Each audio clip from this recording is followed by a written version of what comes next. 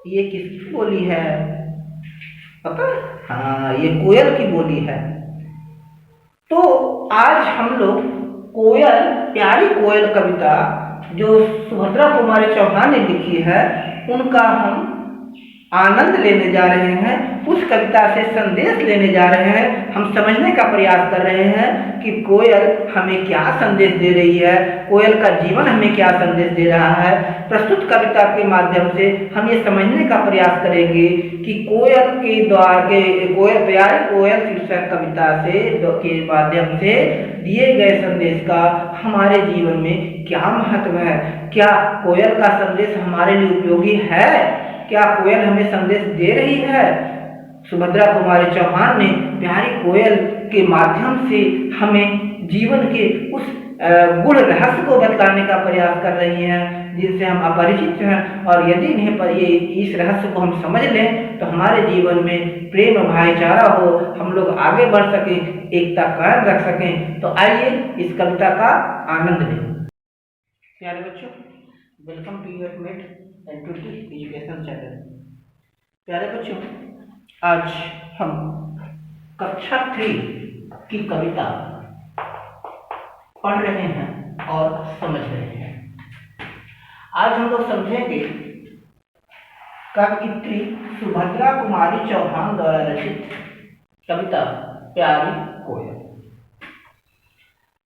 कवि और कवयित्री, ठीक है, कवि का स्त्रीलिंग रूप कवयित्री होता है। कुछ कवि और कवित्रियां प्रकृति प्रेम के साथ साथ संदेश रचित कविताएं लिखती हैं, जिनमें मैं बार बार कह रहा हूं, जिनमें गूढ़ अर्थ छिपे हुए हैं। इस कविता के माध्यम से कवित्री सुभद्रा कुमारी चौहान कोयल की सौंदर्य का वर्णन कर रहे हैं और कोयल के माध्यम से वे प्राकृतिक सौंदर्य का भी वर्णन करना चाहते हैं। ठीक है, इन्होंने इस कविता के माध्यम से यह बतलाने का प्रयास किया है कि जो बच्चे मधुर बोलते हैं, मीठा बोलते हैं, वे सबके प्रिय होते हैं, उन्हें सब अच्छे लगते हैं। काले रंग का कौवा भी होता है, काले रंग की कोयल भी होती है। कोयल काली है फिर भी सबको प्यारी है क्योंकि वो मीठा बोलती है।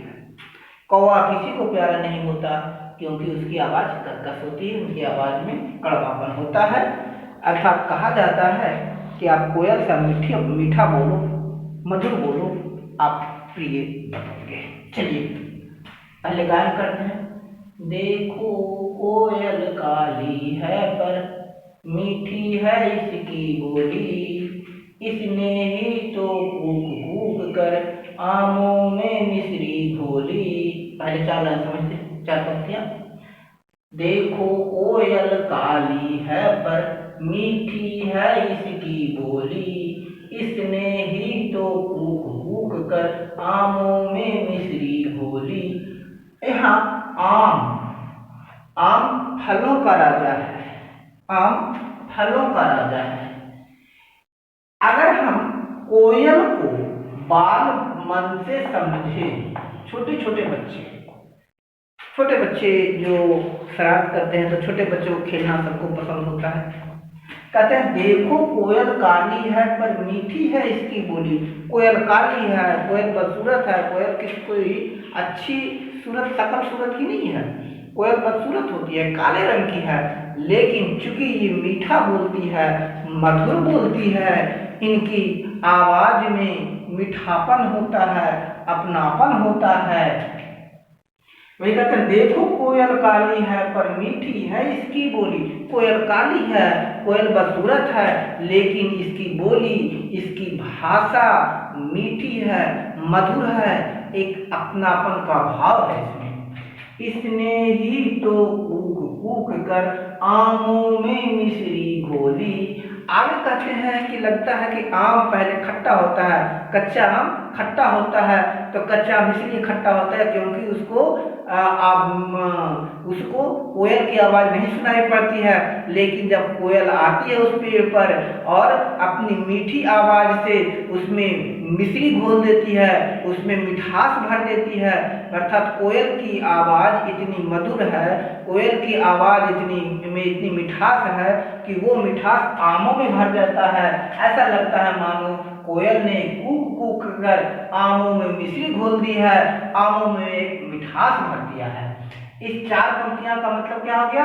ये कोयल का सौंदर्य। पहले कहते देखो कोयल काली है लेकिन इसकी आवाज बहुत मीठी है और इतनी मीठी है कि ये कूक कूक कर अपनी मिठास आमों में भी भर दी है, जिसके कारण खट्टा लगने वाला आम मीठा हो गया है। आगे कोयल कोयल सच बतलाओ क्या संदेशा लाई हो, बहुत दिनों के बाद आज फिर इस डाली पर आई हूँ।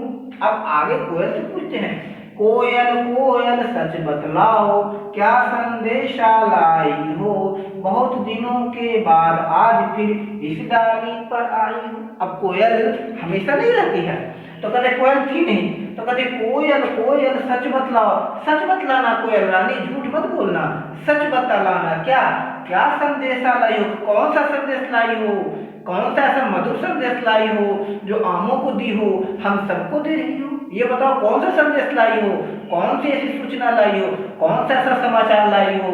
बहुत दिनों के बाद आज फिर इस डाली पर आई हो, और क्योंकि आज बहुत दिनों के बाद आई हो। जब कोई बहुत दिनों के बाद आता है तो पूछते ना, हाँ बताइए क्या हालचाल है और सब समाचार ठीक है।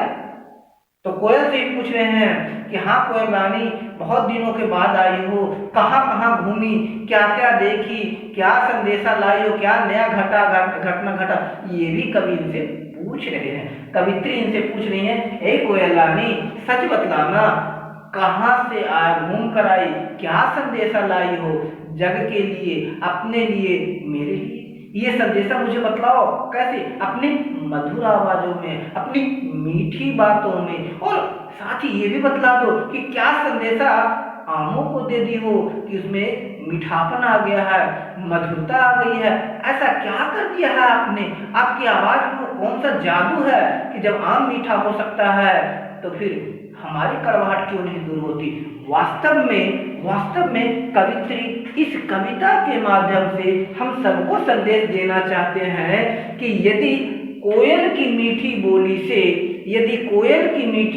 से आम का खट्टापन दूर हो सकता है, खट्टा आम मीठा हो सकता है, तो अपने प्यारे बच्चों की मीठी तोतली बोली से हम लोगों के बीच, दो मनुष्यों के बीच का कड़वापन क्यों दूर नहीं हो सकता?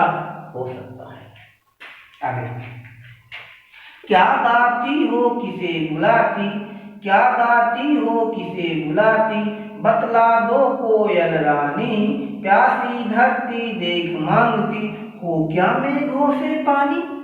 अब कहते कोयल रानी ऊपर क्या बोलती हो, क्या गाती हो, किसे बुलाती, ये तो आप ही जानो, मुझे तो नहीं पता।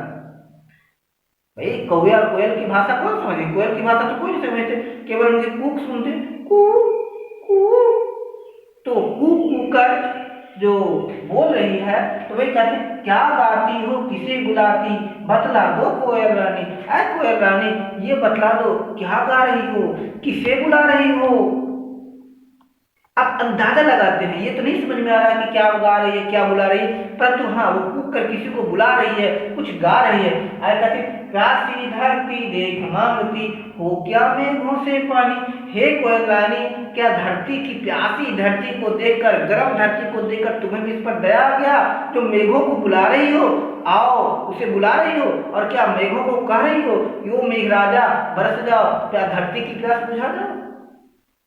आगे करें कि कोयल रानी ये बतला दो, जहां तक मुझे लगता है कि आप मेघों को बुला रही हो, बादल को बुला रही हो, क्यों बुला रही हो कि आकर बरस जाओ और धरती की प्यास बुझा जाओ।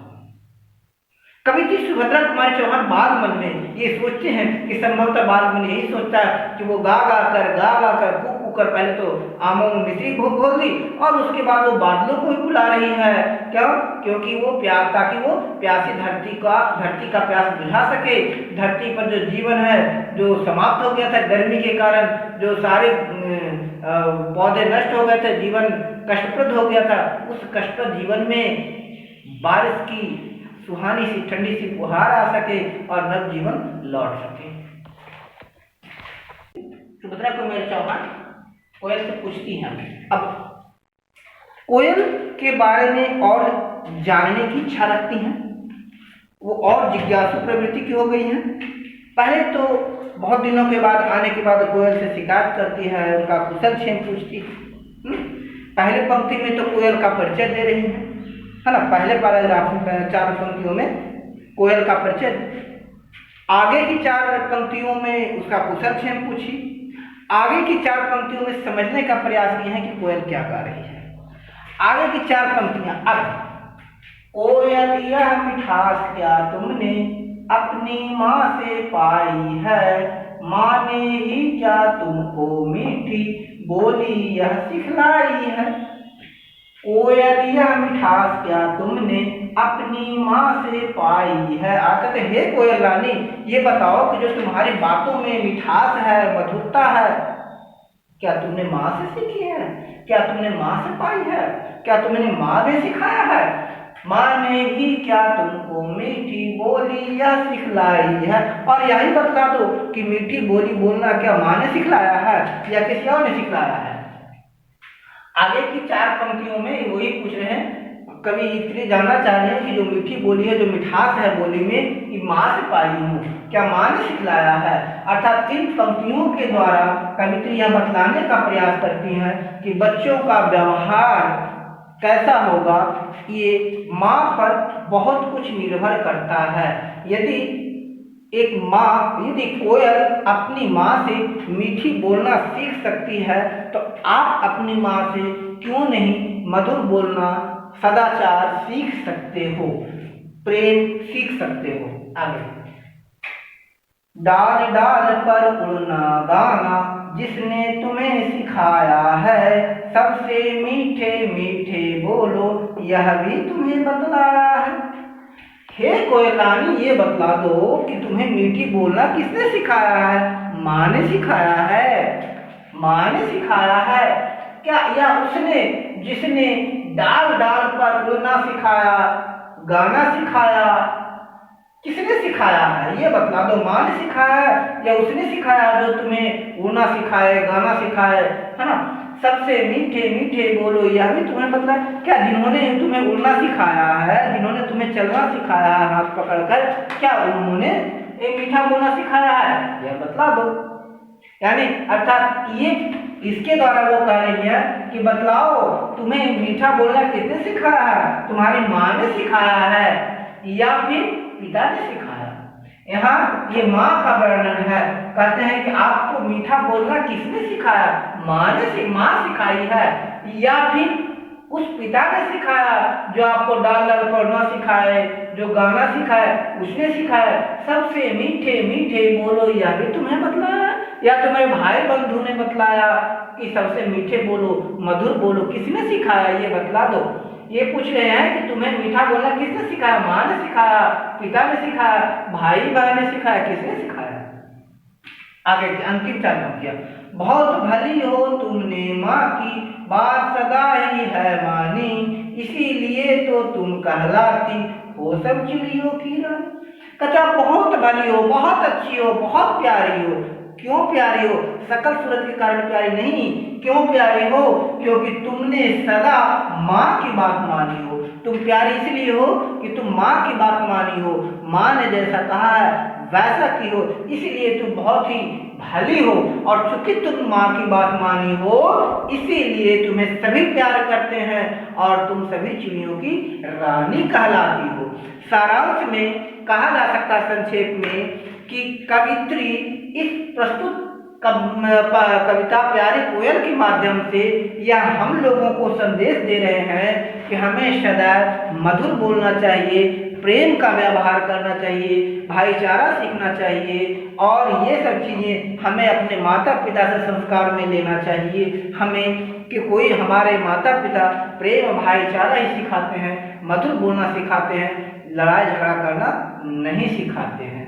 आई होप, मुझे उम्मीद है कि आप इस कविता के द्वारा जो कोयल संदेश देना चाह रही है वो संदेश आप ग्रहण करोगे और अच्छे बच्चे बनोगे, सबसे मीठा बोलोगे, सबसे मधुर बोलोगे, ताकि समाज में होने वाली कड़वाहट कम की जा सके।